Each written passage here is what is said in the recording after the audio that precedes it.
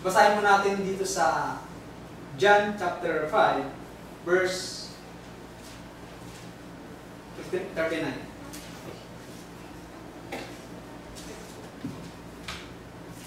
John 5:39. Saliksikin! Sa English po yan ay search. Saliksikin ninyo ang mga kasulatan. Hindi lang po ito yung basa lang eh. Saliksik ang kasulatan sapagkat iniisip ninyo sa mga yaon ay meron kayong buhay na walang hanggan at ang mga ito ay siyang nangagpapatotoo tungkol sa akin. Ang sabi sa Acts chapter 17 verse 11,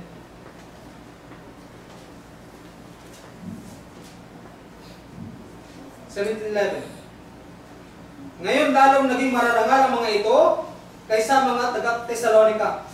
Napansin niyo po kanina, nabasa natin yung Thessalonians kanina. Sabi dito sa Acts 17:11, ngayon lalong mas marangal ang mga ito kaysa mga taga-Tesalonica. Dahil ang mga taga-Tesalonica po ay tanyag sa kanilang pananampalataya. Basahin niyo po yung talata. Nasa chapter 1 verse 8.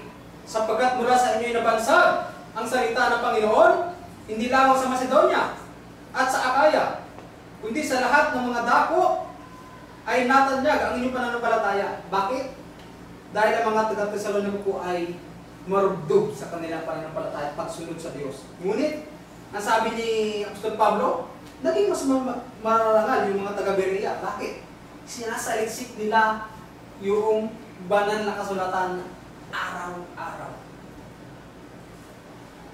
Nagagawa po ba natin yun? Ang sabi ng mga naunang preacher po sa amin, yung inyong magiging habit po ay kahit na, hindi habit, kahit 30 minutes, 20 minutes lang sa pagbabasa sa isang araw ay gawin po natin. Yun yung sinasabi ng mga mas naunang mga naroon sa amin. At ganoon din, yung aking sasabihin sa inyo ngayon, na sana basahin din natin yung mga Biblia natin kahit 20 to 30 minutes lang araw-araw. Dahil kailangan natin yan. Pinapakain natin yung ating pagkataong labas, kailangan natin pagpakain yung ating pagkataong loob. Matthew 4 verse 4. Sa 1 Thessalonians 5:23, ingat ang buo. 5 verse 23. Ingat ang buo ng walang kapintasan ang inyong basahin po.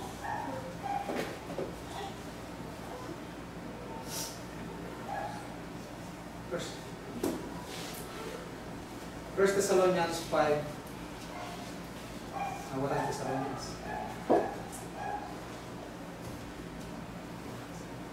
At pagkabanalin kayong lubos ng Diyos ng kapayapaan at ang inyong espiritu at kaluluwa at katawan ay ingatan buo ng walang kapintasan sa pagpahintyo ng ating Panginoong Jesucristo. So kailangan pinapakain yung ating pagkataong loob, yung soul and spirit.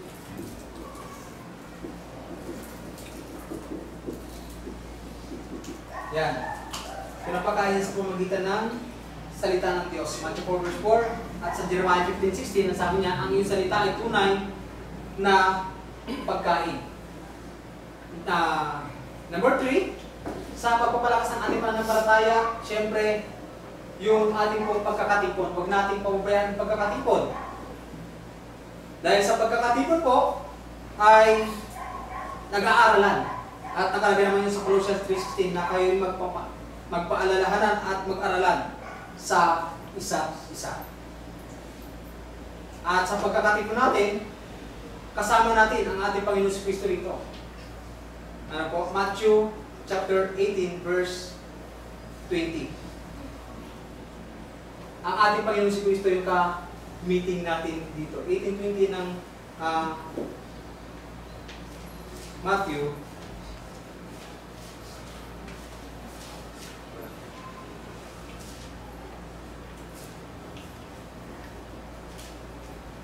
Ang sabi po ay ganito.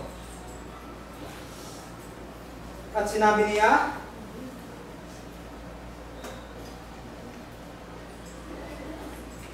sapagkat kung saan nagkakatipon ang dalawa o tatlo sa aking pangalan ay naroon sa gitna.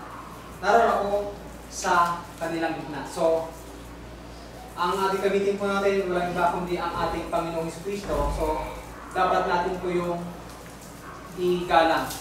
Dahil kung tayo po ay may ka-meeting na mayor or abogado, pagpasok natin dun sa office, tinatanggal natin yung sombrero natin. Which is tako po yun, na-meeting natin. How much more dito sa loob ng church. Igalang natin ang ating Panginoong Jesus, ang Diyos na makapangyarihan sa lahat, na siyang nagbigay ng ating buhay. Kung yung tao na may posisyon dito sa mundo iginagalang natin, how much more yung Diyos na may likha ng buhay mo, igalang natin sila. Igalang po natin ang Diyos. Dahil nasa ano po tayo eh, nasabi po ni Apostol Pablo na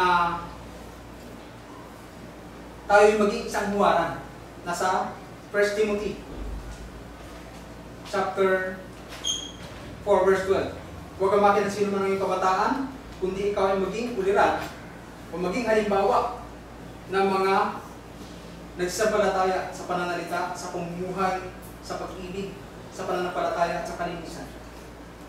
Kung hanapan niyo po ko ng talata na pupwede pa na magsumprero sa loob, wala po akong may bibigyan ng talata, pero ang sinasabi ng Biblia po ay maging huwaran tayo kasi baka gayahin ng ibang mga bisita.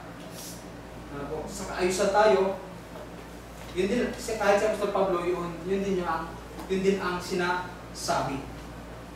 Wala na pong ibang mangangaral o magpapayo sa bawat sa atin, kundi tayo na lang. Dahil magkakapatid tayo kay Kristo, walang ibang magdadamayan kundi tayo lang. Pang-apat, overtime na po ako. Share the word of God. Acts 4 verse 20. Na kailangan isang pagpapalakas ng ating mga pananampalataya ay kailangan nating i-share ang salita ng Diyos. Dahil kung hindi malakas sa pananampalataya mo o wala kang alam sa banal na kasulatan, hindi mo maipapaliwanag yung tinatawag na banal na kasulatan. Yung love and humility. And then, yung mga dahilan ng pagkawala ng alab. Awit 66 verse 18, yung hindi pagsisisi ng mga kasalanan. Kailangan po natin pagsisihan ng ating mga kasalanan. At number 2, Ephesians 5:20, yung hatred, puot, galit, isa yan sa nagpapahina sa ating mga pananampalataya. Hebrews 10:25, hindi pagkakatipon. Dahil kung matatanda po ninyo, kung nararamdaman ninyo after ng pagsamba, ay paglabas nyo ng pinto, ay parang napakasarap sa pakiramdam. Pero pag hindi ka nakasamba, parang ang bigat sa pakiramdam. Ano po? Sana ay nararamdaman nyo yung gano'ng sistema. Muli, salamat sa inyong pong pakikinig sa umaga pong ito at nawa ay nakapulutan natin ng aral yung ilang mga talata salita ng Diyos na nagmula sa banal na kasulatan. Salamat po at maganda.